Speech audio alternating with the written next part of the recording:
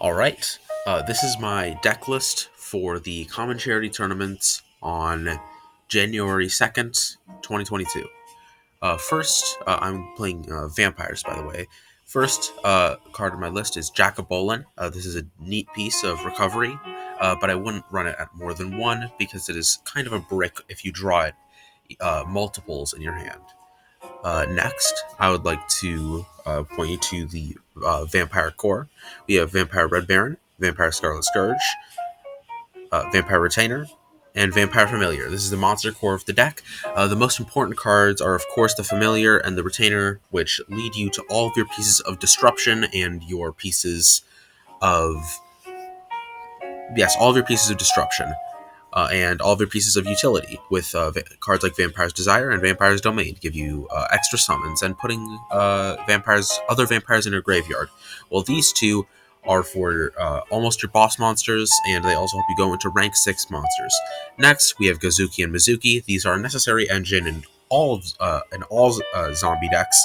Gozuki can send Mizuki or any of your zombie monsters, and when Gozuki is sent to the graveyard, it can revive. It can special summon a zombie from hand, and Mizuki can banish itself to special summon a zombie from grave.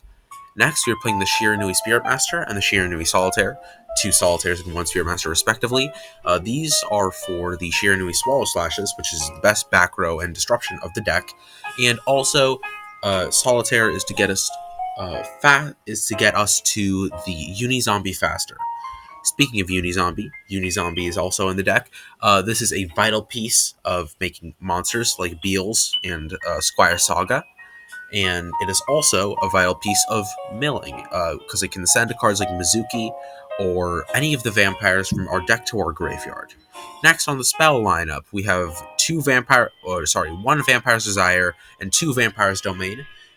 These two cards are searchable off of the Retainer, and the Domain gives you an extra normal summon of a vampire monster, and the Desire mills a vampire from deck. These two cards are pretty decent. Aren't quite as good to draw off the top, but they are quite good at being searched off of Retainer to extend your plays.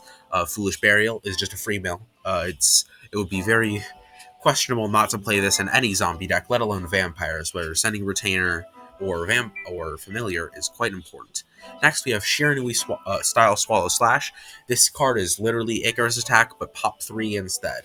Um, I used to play just one Spirit Master as my only Shiranui card, but then I felt as though sometimes the Swallow Slash was not live, and that was, quite bad for the deck. So Pop 3 is obviously crazy. This shuts down like every Megalith combo when you're popping Portal and all the monsters on the field. This shuts down a lot of the Lunalite, a lot of the Tenyi combos. This hits pretty much every rogue deck that doesn't make a towers really hard, and even decks like Resonators that do make towers, this hits the deck also very hard because it disrupts their plays. This is Ferret Flames. This is a tech that somebody in the Discord found actually, and this card is literally evenly matched when you're at low life points. This outs all of the towers boards. This outs pretty much every rogue board. This and since the vampires are known for paying life points, all of their effects pay a certain amount of life points. It can get you to pretty low life points fairly easily.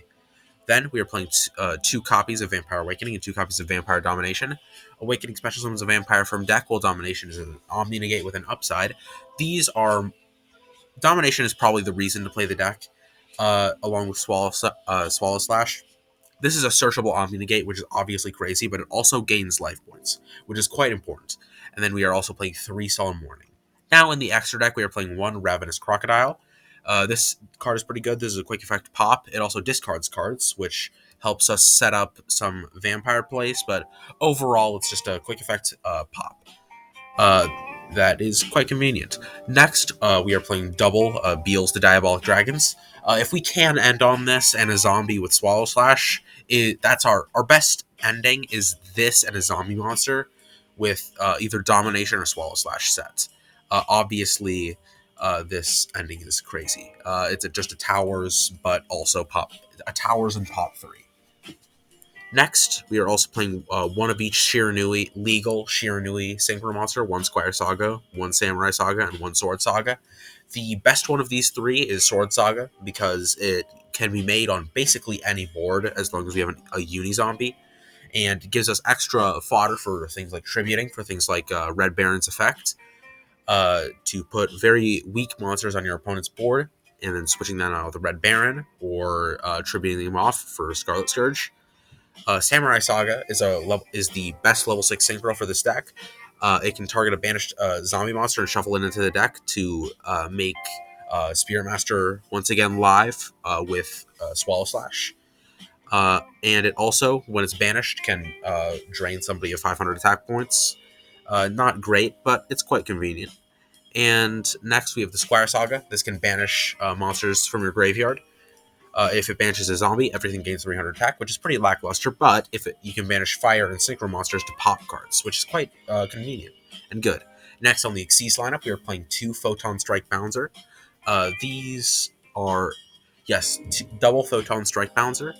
Photon Strike Bouncer is a very good common for this format. The burn for 1,000 is quite convenient, and the Monster Negate, of course, is the star reason to play the deck, or to play the card. Next, we are on Dhampir Vampire Sheridan. This is the boss monster of the deck. It can discard to send a card to the graveyard, and if it's a monster, you can steal it. This very easily recycles itself and makes more copies of itself. You can just send a card to the graveyard, steal something, and then overlay again for a second Sheridan. Next, on the rank 4s, we have 1 Redoer, 1 Ignister, 1 Crooked Cook, and 1 Tornado Dragon. These are just the generic rank 4s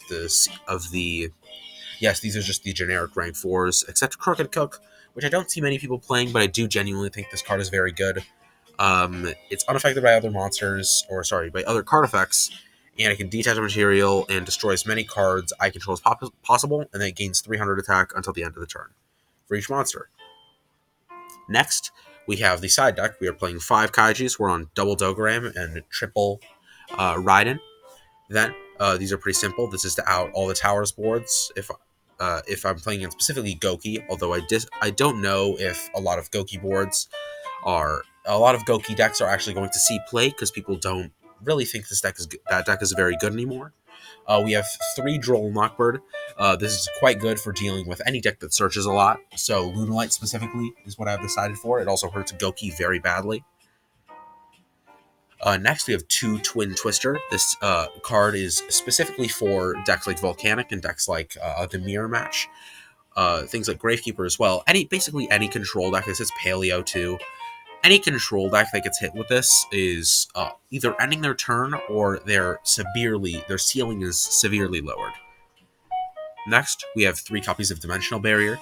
This is for basically any specialized deck. It's not good against Lunalights, but if my predictions are right, I think Megaliths are going to be the secret tier 1 deck of the format.